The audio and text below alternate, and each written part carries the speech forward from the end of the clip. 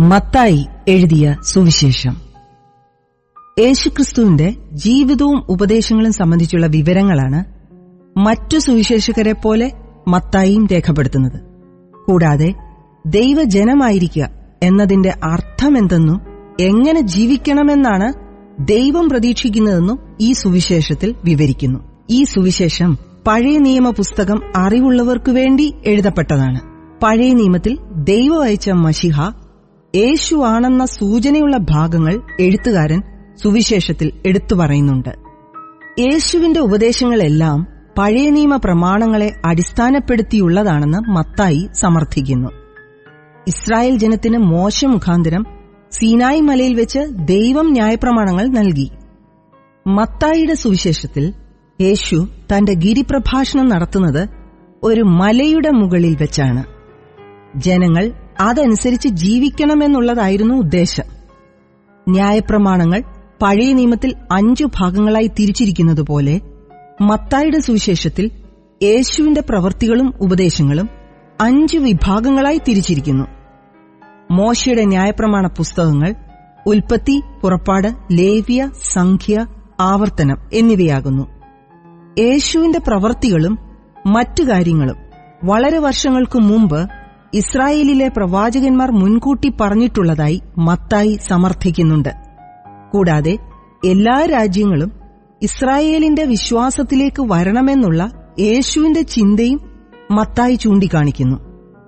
യേശുവിന്റെ ദൂത് പുതിയതും എല്ലാവർക്കും വേണ്ടി നൽകിയതുമായിരുന്നു. അത് മോശയുടെ നിയമം അനുസരിക്കുന്നവർക്ക് മാത്രമായിട്ടുള്ളതായിരുന്നില്ല. യേശു എല്ലാവരെയും ക്ഷണിച്ചത് വിശ്വാസത്തിൽ ഉറയ്ക്കുവാനും ദൈവത്തെ ശുശ്രൂഷിക്കാനും അയൽക്കാരെ സ്നേഹിക്കുവാനുമാണ്. 1 അധ്യായം 1 മുതൽ 4:11 വരെ യേശു എന്ന മശിഹയെ ദൈവം അയക്കുന്നു. 4:12 മുതൽ 25:46 വരെ യേശു ഗലീലയിലും യഹൂദ്യയിലും സുവിശേഷം അറിയിക്കുന്നു. 26:1 മുതൽ 28:20 വരെ യേശുവിന്റെ ക്രൂശുമരണവും പുനരുത്ഥാനവും.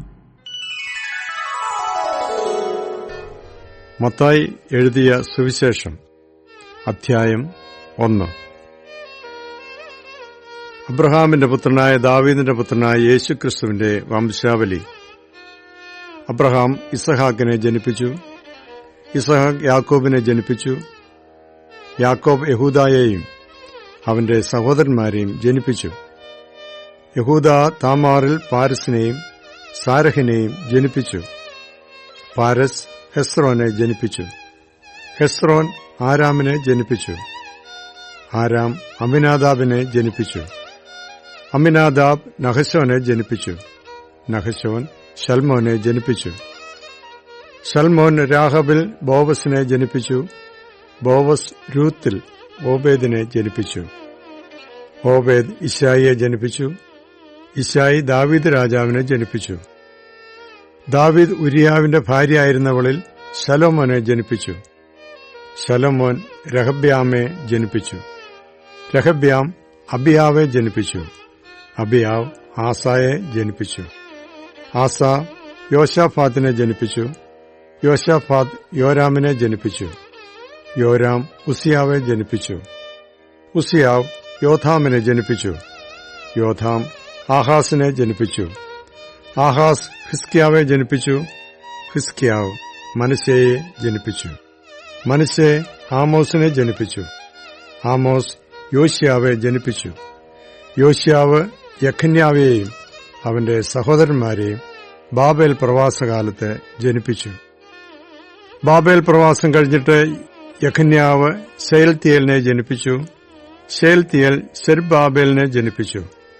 സെരുബ്ബാബേൽ അബിഹൂദിനെ ജനിപ്പിച്ചു. അബിഹൂദ് എല്യാഖീമിനെ ജനിപ്പിച്ചു.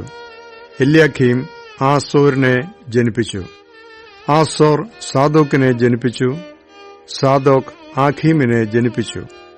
ആഖീം എലിഹൂദിനെ ജനിപ്പിച്ചു. എലിഹൂദ് എലിയാസരെ ജനിപ്പിച്ചു. എലിയാസർ മത്താനെ ജനിപ്പിച്ചു. മത്താൻ യാക്കോബിനെ ജനിപ്പിച്ചു. യാക്കോബ് മറിയയുടെ ഭർത്താവായ യോസഫിനെ ജനിപ്പിച്ചു. അവളിൽ നിന്ന് ക്രിസ്തു എന്നു പേരുള്ള യേശു ജനിച്ചു. ഇങ്ങനെ തലമുറകളാകെ അബ്രഹാം മുതൽ ദാവീദ് വരെ 14, ദാവീദ് മുതൽ ബാബേൽ പ്രവാസത്തോളം 14, ബാബേൽ പ്രവാസം മുതൽ ക്രിസ്തുവിനോളം 14 ആകുന്നു. എന്നാൽ യേശുക്രിസ്തുവിന്റെ ജനനം ഈ വണ്ണം ആയിരുന്നു. അവന്റെ അമ്മയായ മറിയ യോസേഫിന് വിവാഹം നിശ്ചയിക്കപ്പെട്ട ശേഷം അവർ കൂടി വരും മുൻപേ പരിശുദ്ധാത്മാവിനാൽ ഗർഭിണിയായി എന്ന് കണ്ടു.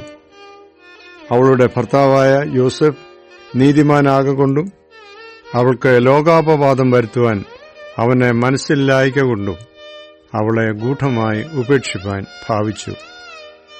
ഇങ്ങനെ നനച്ചിരിക്കുമ്പോൾ കർത്താവിന്റെ ദൂതൻ അവന് സ്വപ്നത്തിൽ പ്രത്യക്ഷനായി. ദാവീദിന്റെ മകനായ യോസഫേ, നിന്റെ ഭാര്യയായ മറിയയെ ചേർത്തുകൊള്ളുവാൻ ശങ്കിക്കേണ്ട. അവളിൽ ഉൽപ്പാദിതമായത് പരിശുദ്ധാത്മാവിനാൽ ആകുന്നു. അവൾ ഒരു മകനെ പ്രസവിക്കും. അവൻ തന്റെ ജനത്തെ അവരുടെ പാപങ്ങളിൽ നിന്ന് രക്ഷിപ്പാനിരിക്കൊണ്ട് നീ അവന് യേശു എന്ന് പേരിടണം എന്ന് പറഞ്ഞു. കന്യക ഗർഭിണിയായ ഒരു മകനെ പ്രസവിക്കും. അവന് ദൈവം നമ്മോടുകൂടെ എന്നർത്ഥമുള്ള ഇമ്മാനുവേൽ എന്ന് പേർ വിളിക്കും എന്ന് കർത്താവ് പ്രവാചകൻ മുഖാന്തരം അരുളിച്ചെയ്തത് നിവൃത്തിയാകുവാൻ ഇതൊക്കെയും സംഭവിച്ചു. യോസേഫ് ഉറക്കമുണർന്നു, കർത്താവിന് ദൂതൻ കൽപ്പിച്ചതുപോലെ ചെയ്തു. ഭാര്യയെ ചേർത്തുകൊണ്ടു. മകനെ പ്രസവിക്കും വരെ അവൻ അവളെ പരിഗ്രഹിച്ചില്ല. മകന് അവൻ യേശു എന്ന് പേർ വിളിച്ചു.